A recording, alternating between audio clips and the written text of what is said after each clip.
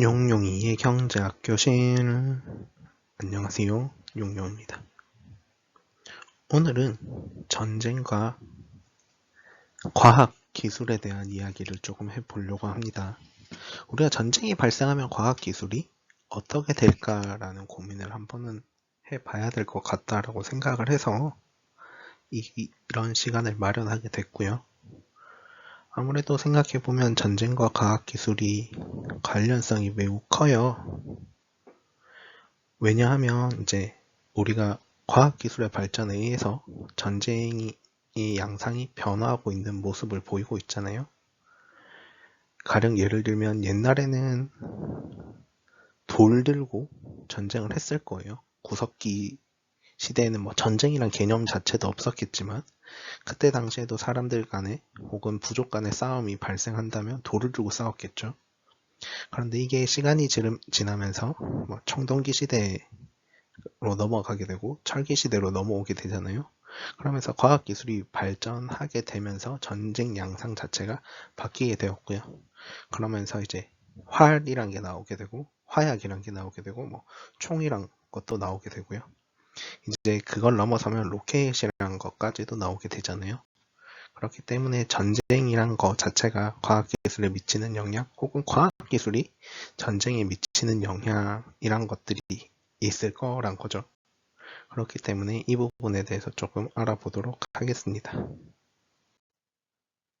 우선 제가 거시경제학을 공부하면서 가장 좋아하는 산식인데요. y는 c 플러스 i 플러스 g 플러스 nx라고 합니다. 여기에서 y는 우리의 산출량이 되고요. 대략 GDP 정도 생각하시면 될 거고요. 이게 저번 시간에 이야기했지만 산명 등가의 원칙이잖아요. 그래서 뭐 GDP가 될 수도 있고 GDI, GDE 모두 기본적으로 같다라고 생각하시면 되고요. 어쨌든 우리가 총 산출하는 양 자체를 Y라고 하고요. 우리의 총 소득이 되기도 하고요. 그 산출량 자체는 우리의 소비, 투자, 정부 지출, 그리고 순수출 이 4개의 합으로 구성되어 있다라고 이야기를 하고 있습니다. 그래서 Y는 C 플러스 I 플러스 G라는 이야기도 많이 하는데요. 그거는 이제 개방되지 않은 폐쇄형 모형에서 쓰는 거고요. 우리가 일반적으로 개방된 국가를 이야기할 때는 NX까지도 포함하게 됩니다. 뭐 이제 폐쇄 국가를 많이 나타내는 이유는 이제 이게 가정을 하는 과정에서 이제 학문이 조금 더 단순해지다 보니까 계산하기가 쉬워지기 때문에 이제 폐쇄 경제를 많이 나타내게 되고요. 아무래도 현대 사회는 점점 개방되다 보니까 자연스럽게 순수출인 NX 부분이 포함되게 되어 있습니다. 그러면 다시 우리가 이제 과학기술에 대해서 알아볼 거잖아요. 과학기술에 대해서 우리가 생각을 해보면 C 플러스 I 플러스 G 플러스 NX 중에서 뭐가 제일 중요해지느냐 라고 물어본다면 I가 제일 중요해질 거예요. 왜냐하면 이 I가 투자를 의미하거든요. 그래서 그 투자가 돼야 연구 개발이란 걸 하게 되잖아요. 그렇기 때문에 투자가 제일 중요해질 텐데 그럼 이 I가 증가할 수 있느냐 하는 고민을 해봐야 되는데요. 우선 지난 시간에 이야기했던 대로 우리가 전쟁이 발생하면 기본적으로 경제 성장에 악영향을 준다라고 하잖아요. 그러면 악영향을 주는 과정에서 이제 C는 증가하게 되잖아요. 왜냐하면 소비가 폭발적으로 많이 이루어질 거니까요. 그리고 G도 정부 지출이니까 많이 증가하게 되겠죠. 전쟁에서 당장 사용해야 되니까. 그런데 Y가 감소해야 되잖아요. 그러면 I랑 NX는 감소 하락률이 매우 높다라고 이야기를 할 수 있고요. 더구나 NX는 무조건 감소하게 돼요. 이게 순수출을 의미하는 건데 우리나라에서 전쟁이 발생하면 수출과 수입 중에 뭐가 많아지냐 라고 고민해보면 당연히 수출을 못하게 되겠죠. 우리나라에서 생산하는 것들을 우리나라에서 바로바로 소비해야 될 거고요. 또 원래 우리나라에서 다른 걸 생산하더라도 전쟁이 발생하면 전쟁 물자를 생산하는 걸로 변환해야 될 거예요. 그리고 또 외국에서 생산되는 많은 전쟁 물자들을 수입해 와야 되기 때문에 NX는 마이너스가 될 거고요. I 같은 경우에도 높은 확률로 감소하게 될 가능성이 매우 높습니다. 그래서 보면 이제 전쟁이 발생하게 되면 투자가 감소하게 되고요. 그래서 과학기술은 발전하지 못할 확률이 매우 높아지는데요. 그런데 재밌는 건 뭐냐면 이게 실제로도 그렇게 연결되느냐 하는 질문을 해보면 그렇지 않은 경우가 되게 많거든요. 우리가 매일매일 사용하고 있는 인터넷 같은 경우에는 냉전 체제에서 개발된 거잖아요. 만들어진 거라고 이야기를 하고 있거든요.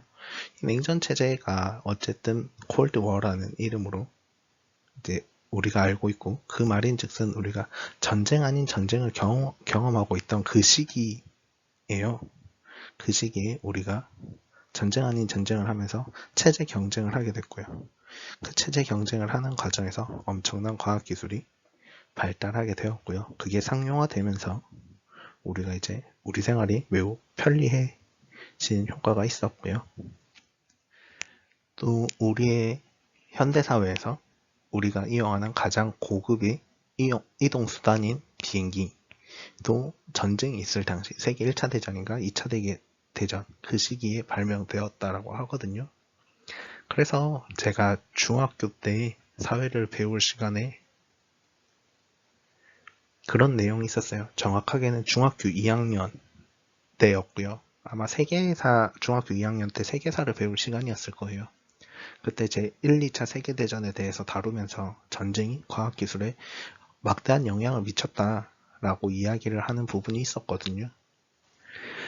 그런 부분을 봤을 때 우리가 투자가 감소한다고 해서 무조건적으로 과학기술이 발전하지 못하는 건 아니다 라는 생각이 조금은 드는 부분이 있고요.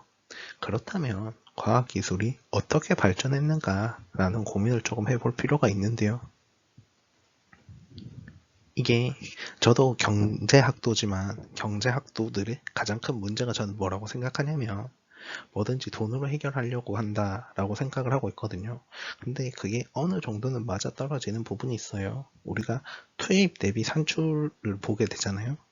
그랬을 때 얼마나 많이 투자를 했느냐에 따라서 그 좋은 성과가 나오게 되어 있어요. 대다수가 그렇게 이루어져 있다라는 거죠. 하지만 그 투입 비용이 적어지더라도 고효율이 나는 경우가 있거든요. 그게 언젠가라고 생각해보면 사람이 정말 급할 때입니다. 제가 경제학을 공부하면서 교직 기술을 잠깐 했었는데 제가 교생을 못 가서 포기하긴 했지만 그 교직 기술을 하던 당시에 보면 이제 제가 교육학개론을 들었는데 교육학개론 교수님이 뇌에 대해 관심이 되게 많다라고 이야기를 해주셨어요.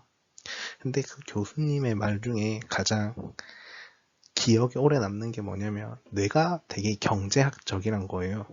그래서 뇌가 되게 경제적인 사고를 잘한대요. 그래서 우리가 보면 어떤 것들이 있냐면 뭔가 급하게 해야 될 때 내가 정말 잘 돌아간다 라는 이야기를 하거든요.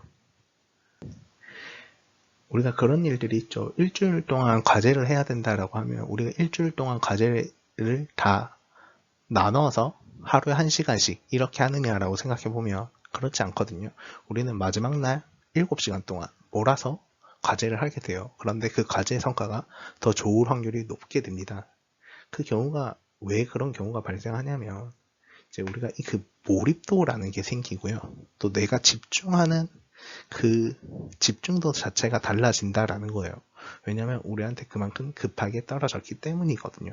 그랬을 때 우리가 다시 하루에 그럼 1시간씩 7일간 한다라고 해도 첫날 1시간과 마지막 제출일 1시간에 그 1시간의 밀도는 달라질 수 있다라는 거고요. 그렇기 때문에 우리가 생각해보면 전쟁이 발생하면 우리가 생과 사의 경계를 왔다 갔다 하는 그 시점이잖아요. 그런 시점에서 우리가 조금 더 투자가 줄어들더라도 과학기술이 발전할 수 있는 그런 역량이 인간에게 생기지 않나 라는 생각을 해보면서요. 오늘도 마치도록 하겠습니다. 끝으로 하루빨리 전쟁이 끝났으면 좋겠고요. 이 전쟁이 확산되는 분위기가 조금씩 생기는 것 같은데 그런 일이 없어지도록 매일 기도하고 있고요. 전쟁이 하루라도 빨리 없어지고 평화가 찾아오기를 기대하고 있겠습니다.